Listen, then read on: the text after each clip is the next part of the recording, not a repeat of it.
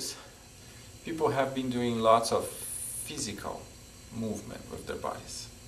And they like to believe that these things they did are yoga, although yoga is way more subtle than that.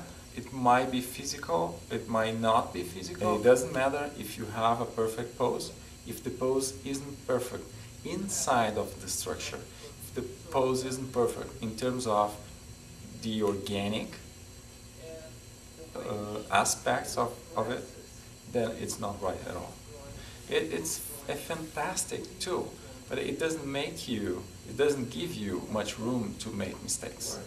You might have a shape, but that doesn't mean much.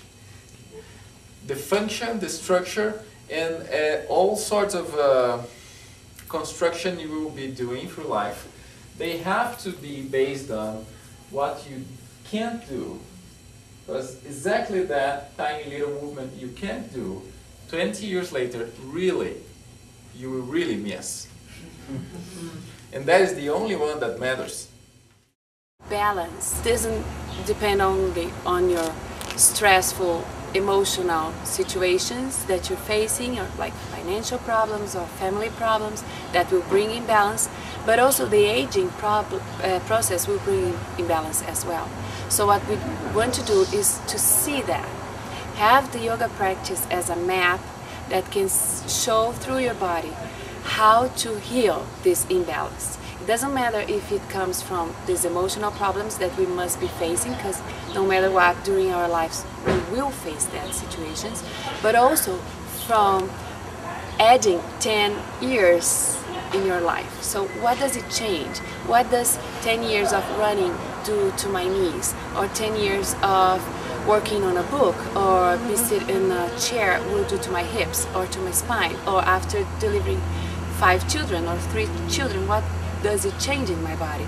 So we want to end up this life with consciousness, aware of who we are, and with the most balanced body we can have. That means that I want to see how can I heal these ankles, these knees, these hips, and even the internal organs. So we will use the yoga practice to support that. So we want to get as old as possible with a healthy body, with a healthy organic system, and also with a balanced mind. So this will all come together from the practice. He has such an amazing innate ability, not only from his education and his training as a chiropractor and his x-ray vision. Something, you know, talk about the laying on of the hands. His workshop is probably the hardest I work throughout the whole year. And it's day after day after day. Value in it, such reward. It's like the end of the day, you don't want the day to end.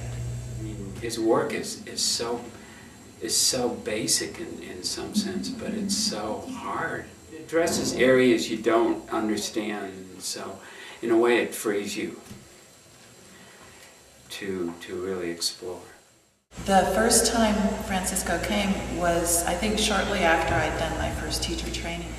In that teacher training, I had injured my hip, and I didn't know what I'd done or what the problem was really, and it felt really tight, and I just kept stretching it, trying to, and didn't realize I was just constantly re-injuring it. So he helped me see what to do and what not to do, and he gave me specific things to work with, and sure enough, that was exactly what I needed, because it'd been well over 6 months, and the issue was getting worse and not better. And then with Francisco, oh, do this, but don't do that.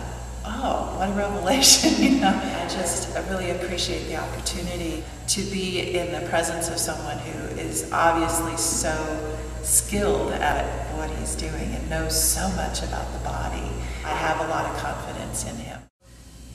Luciana, Francisco's work builds the body in a way that when you do then come to the classical pose, it's more effortless. So, say, if your hip joint is tight, probably it could start way down from your toes. Usually we have such a hyper sense of activity that we can't really even be in the body. So most of our poses when we come to a classical yoga class, or especially like a power yoga class, or in a vinyasa where it's constant movement, or work harder.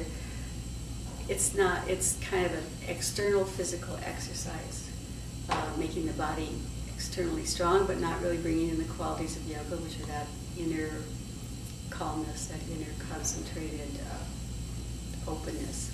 What makes a big difference is not the practice itself, it's more the pace and the attitude behind.